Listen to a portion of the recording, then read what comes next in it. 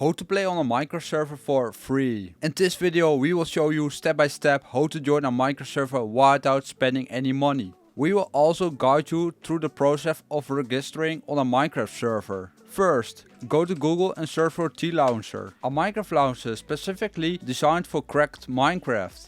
Choose the first website from the search results and click on the download TL button on download the launcher. Once the download is complete, install it on your computer. Now you will see a field where you can enter your desired name. But remember that the character limit is 16. Choose the version you want to play as well. Once you have completed these steps, click on the enter the game button and Minecraft will start.